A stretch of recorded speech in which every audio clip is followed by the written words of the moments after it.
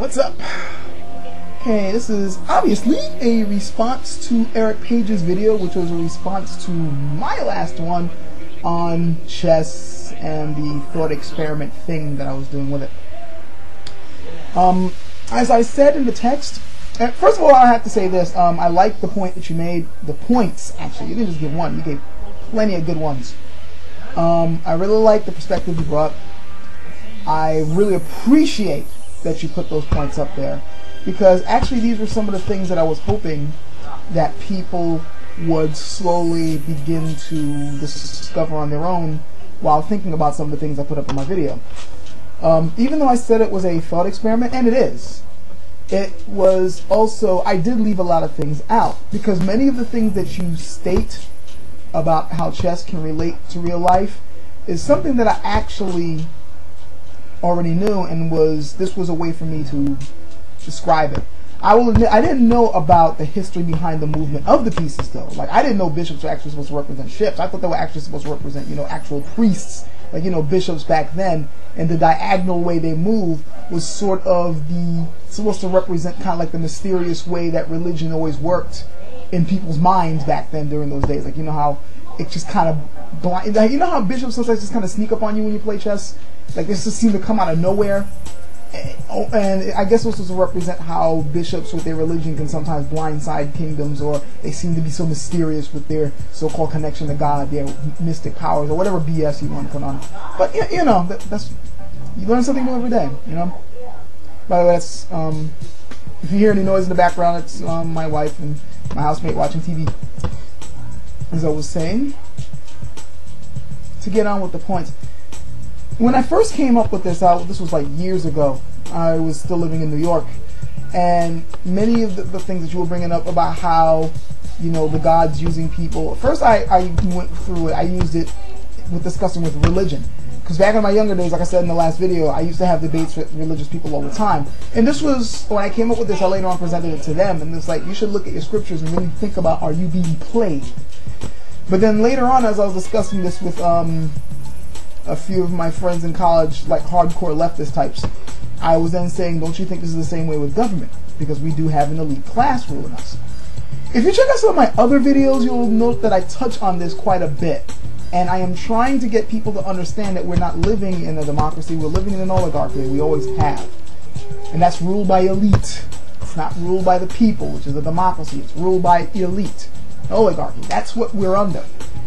And you can't have a rule by elite without an elite, of course, and there are, of course, these ruling class peoples.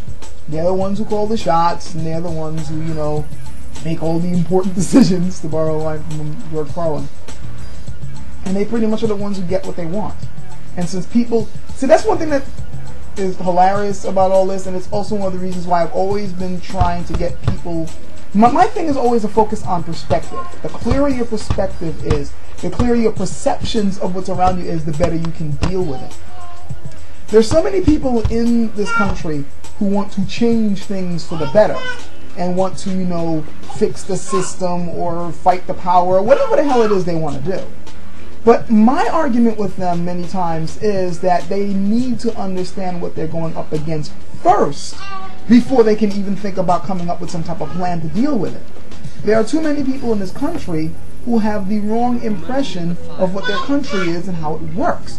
You got hell, you have people who are first all screaming the whole democracy line. And yeah, it sounds nice on paper, and that's what they sold us on, but it never was a democracy to begin with. It's just a nice thing to say to make sure everyone goes along with it. But we weren't in a democracy. The Founding Fathers, this is why I keep telling people, look this up. The Founding Fathers did not want a straight-up democracy. They felt that was mob rule, and they did not want mob rule. They wanted a certain class to run things. It's in the books. And things have just gotten steadily worse because, yeah, they had good intentions. You can argue that they had good intentions. Some of them. But in the long run, because people did not truly understand the nature of their government, their monetary system, how things work. just go in their everyday lives. They don't really pay attention to how the system works. They just take advantage of it. So now we're in the situation we're in, and people are trying to fight back with this outdated model in their head that, oh, we're living in a democracy, or our voice counts, our vote counts. No, it don't. It doesn't. Anyone who's got their eyes open understands that it doesn't.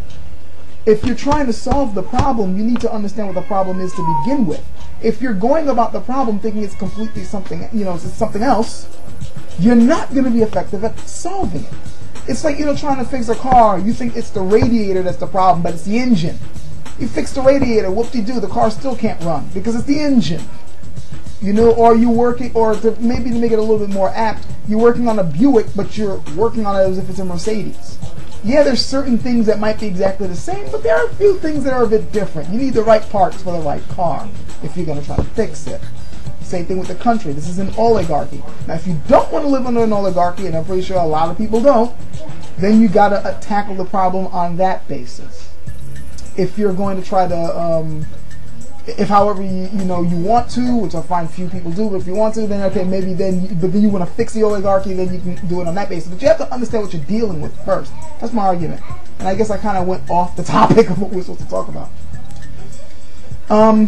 Yeah, the main thing though is that when I brought about this thing about chess, I knew that it related to real life. I mean, you can't play chess without, after a while, realizing the implications that it has. Especially the whole thing about playing one side against another, and how the world is playing everyone against one another to keep power. But I purposely left those things out.